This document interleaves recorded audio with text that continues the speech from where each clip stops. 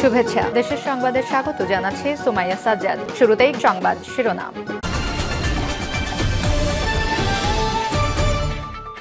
উত্তপ্ত বাংলাদেশ, নৈরাজ্যকর পরিস্থিতি, অস্থির বাস্তবতায় আইন শৃঙ্খলা বাহিনী সহ বিভিন্ন ক্ষেত্রে চলছে চরম অস্থিরতা। শান্তি শৃঙ্খলা ফেরাতে ব্যর্থ অন্তর্বর্তী সরকার, সমালোচনার তীর রাজনৈতিক দলগুলোর। জানিয়ে দেব এসব বিষয় নিয়ে আমাদের হাতে থাকা সর্বশেষ আপডেট বাংলা সংবাদগুলো। শুরুতেই থাকবে শিরোনাম। ৩২ নম্বর ধানমন্ডির বাড়িতে খুন হন বঙ্গবন্ধু, ফিরে দেখা সেই ভয়ঙ্কর হামলার দিন। গোটা বিশ্বই শিউরে উঠেছিল এমন নারকীয় হত্যালীলার কথা জেনে। এদিকে অযথা সময় ক্ষেপণ করে সরকারে থাকার বিন্দুমাত্র ইচ্ছে আমাদের নেই বললেন আসিফ নজরুল। জানিয়ে দেব বেনজিরের বক্তব্য গভীর ষড়যন্ত্র ও রাষ্ট্রদ্রোহের শামিল বলেছে পুলিশ অ্যাসোসিয়েশন। অপরদিকে মুজিবের বাড়িতেই ছিল ভয়াল আয়নাঘর, ৩২ নম্বর ধানমন্ডিতে সুড়ঙ্গ রহস্য আরো ঘনীভূত। এবং সর্বশেষ জানাবো হাসিনাকে বাংলাদেশের হাতে তুলে দেওয়া হবে, ভারতের অবস্থান কি, সংসদে উত্তর দিলেন মন্ত্রী। শুনছিলেন সর্বশেষ আপডেট বাংলা সংবাদের শিরোনাম। এবারে থাকবে বিস্তারিত।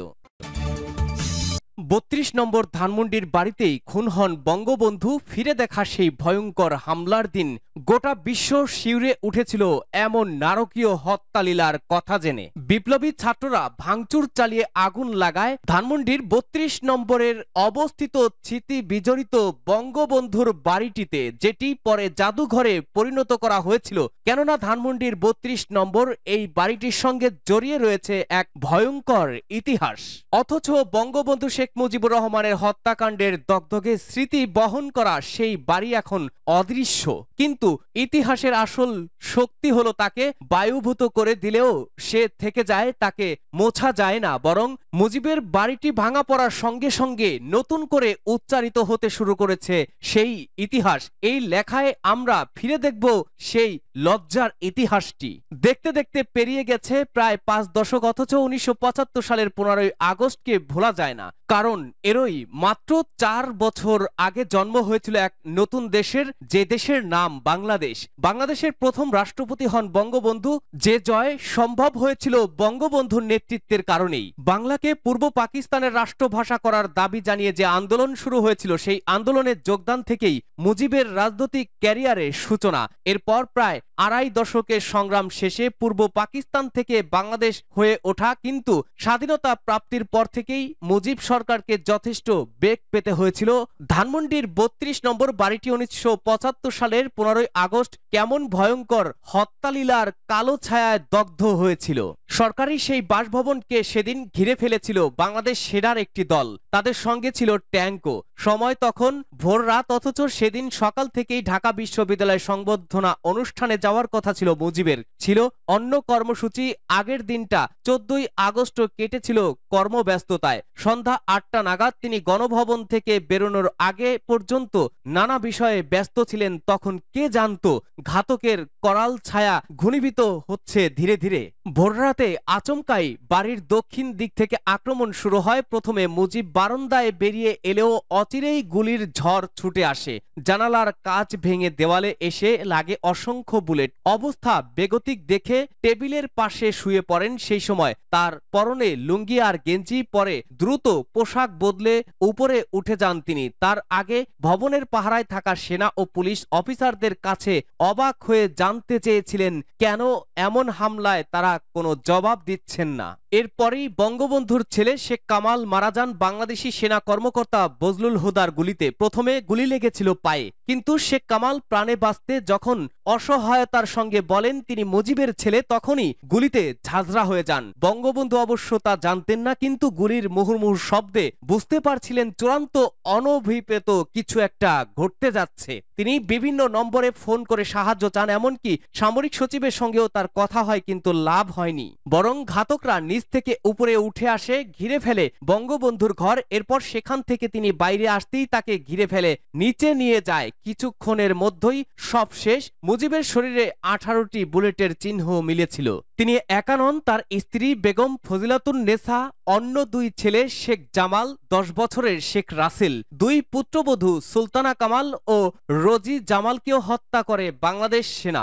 অর্থাৎ রাতারাতি প্রায় পুরো পরিবার নিশ্চিহ্ন। শোনা যায় গোটা বাড়িটা শবাগারে পরিণত করার পর এক হাবিলদার নাকি মেজর আজিজ পাশাকে গিয়ে বলেছিলেন, স্যার সব শেষ।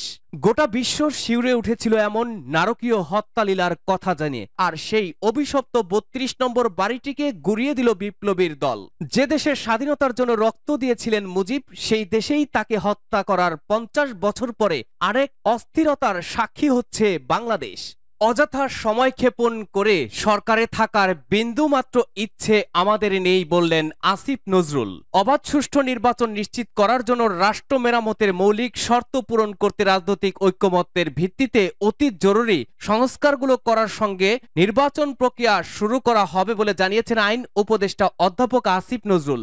সংস্কার কমিশনের প্রতিবেদন নিয়ে শনিবার প্রেস উইংয়ের ব্রিফিংয়ে এক প্রশ্নের উত্তরে তিনি একথা জানান। আইন উপদেষ্টা বলেন, আমি নিশ্চিত করে বলতে চাই, আমাদের এই সরকারের অযথা সময় ক্ষেপণ করে সরকারে থাকার বিন্দু মাত্র ইচ্ছে নেই। আমরা অবাধ সুষ্ঠু নির্বাচন নিশ্চিত করার জন্য রাষ্ট্র মেরামতের মৌলিক শর্ত পূরণ করার জন্য রাজনৈতিক ঐক্যমত্যের ভিত্তিতে যে সংস্কারগুলো অতি জরুরি সেগুলো করার সঙ্গে সঙ্গে নির্বাচন প্রক্রিয়ার মাধ্যমে আমরা চলে যেতে চাই। এটা নিয়ে কোনো রকম দ্বিধাদ্বন্দ্বের অবকাশ নেই। সংস্কার বিষয়ে রাজনৈতিক দলগুলোর সঙ্গে বসার বিষয়ে জানতে চাইলে তিনি বলেন, আমরা রাজনৈতিক দলগুলোর সঙ্গে ফেব্রুয়ারির মাঝামাঝির মধ্যে থেকে আলোচনা শুরু করতে আগ্রহী। যদি তারা রাজি থাকেন, রোজার মধ্যেও আলোচনা চলবে। আর রাজনৈতিক দলগুলো যে দ্রুত নির্বাচন চান, আমি মনে করি সেটা বলার অধিকার তাদের আছে এবং দ্রুত বলতে কি সেটা তারা স্পেসিফাই করেনি। সংস্কার করণীয় কাজগুলো করতে কত সময় লাগতে পারে জানতে চাইলে আসিফ নজরুল বলেন, 6 মাসের মতো লাগতে পারে সময়, আবার কিছু সংস্কার 1 মাসেই হয়ে যাবে।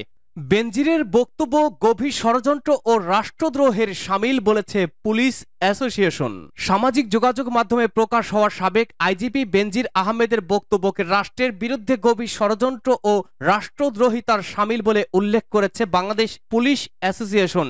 শুক্রবার এক বিবৃতিতে এসব কথা তুলে ধরেছে সংগঠনটি। বাংলাদেশ পুলিশ অ্যাসোসিয়েশনের সভাপতি কামরুল হাসান তালুকদার ও সাধারণ সম্পাদক মনিরুল হক ডাবলু ওই বিবৃতিতে বেনজির আহমেদের ষড়যন্ত্রমূলক কর্মকাণ্ডের তীব্র নিন্দা ও প্রতিবাদ জানান। বিবৃতিতে বলা হয়, সম্প্রতি গণহত্যা, দুর্নীতি, মানি লন্ডারিং সহ একাধিক মামলায় জড়িত পলাতক সাবেক আইজিপি মহাপরিদর্শক বেনজির আহমেদ পুলিশ বাহিনী সম্পর্কে ফ্যাসিস্ট সরকারের অনুসারীদের সঙ্গে ভার্চুয়াল কনফারেন্সে একটি ষড়যন্ত্রমূলক সভায় অংশগ্রহণ করেন বলে জানা যায়, যেখানে বাংলাদেশ পুলিশ বাহিনী সম্পর্কে তার একটি বক্তব্য সামাজিক যোগাযোগ মাধ্যমে প্রচারিত হচ্ছে। বক্তব্যটি পুলিশ বাহিনী ও এর সদস্যদের পেশাদারিত্বকে চরমভাবে ক্ষুণ্ণ করেছে। এই ধরনের সভায় অংশগ্রহণ এবং বক্তব্য প্রদান দেশের বিরুদ্ধে গভীর ষড়যন্ত্র ও রাষ্ট্রদ্রোহের শামিল। পুলিশ অ্যাসোসিয়েশনের বিবৃতিতে বলা হয়েছে, ব্যক্তির দায় কখনো কোনো বাহিনী বহন করে না। 2013 সালে হেফাজতের বিরুদ্ধে ঢাকার মতিঝিল শাপলা চত্বরে সংগঠিত গণহত্যা,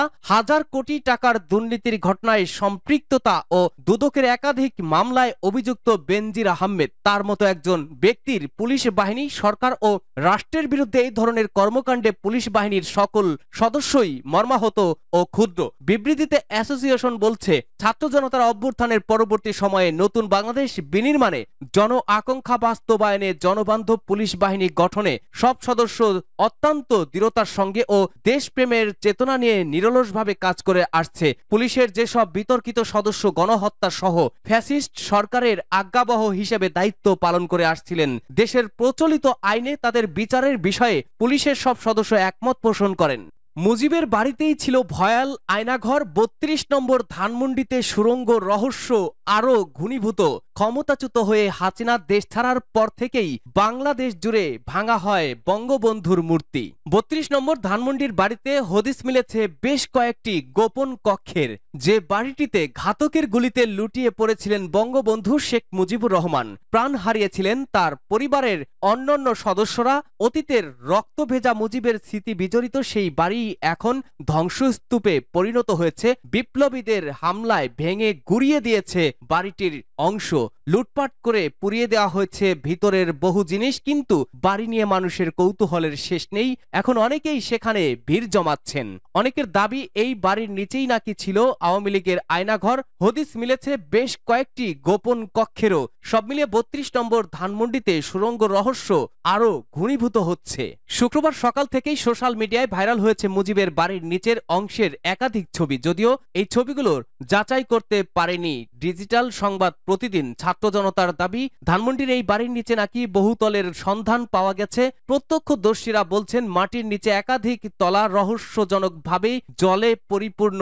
অনেকেই কৌতূহলী হয়ে নিচে নামার চেষ্টা করছিলেন। ৩ তলা পর্যন্ত নিচে নামার পর এটি মূলত একটি পার্কিং এরিয়া বলে মনে হয়েছে তাদের। তবে এর নিচে আরো একাধিক তলা থাকার সম্ভাবনা রয়েছে। ৩ তলার নিচের ফ্লোরগুলো জলে ভর্তি থাকায় কেউ সেখানে নামার সাহস করেননি, কিন্তু জল স্বচ্ছ হওয়ায় প্রত্যক্ষদর্শীরা জানিয়েছেন যে এর নিচে আরো ভবন রয়েছে। এর প্রত্যক্ষদর্শী সংবাদ মাধ্যমে বলেন, বাড়ির নিচে আমরা কয়েকটি কক্ষের সন্ধান পেয়েছি, কিন্তু সেখানে প্রবেশ করা সম্ভব হয়নি কারণ পুরো জায়গাটা জলে ভরা। এটি খুবই সন্দেহজনক। এই বাড়ির নিচতলায় ৫ তলা কাঠামোর আওয়ামী লীগ তাদের নিজস্ব বাহিনী দিয়ে আরেকটি আয়নাঘর তৈরি করেছিল। ছাত্র জনতা এই গোপন কাঠামো সম্ভবত আয়নাঘর হতে পারে, যেখানে গোপনে নির্যাতন চালাতো শেখ হাসিনার বাহিনী। ডিজিএফআই এবং ডিবির আড়ালে হাসিনা ও তার দল আওয়ামী লীগ আরও একটি নতুন আয়নাঘর তৈরি করেছে। তারা বিষয়টি সত্যতা যাচাই করে আইন শৃঙ্খলা বাহিনীকে দ্রুত তদন্তের আহ্বান জানিয়েছে।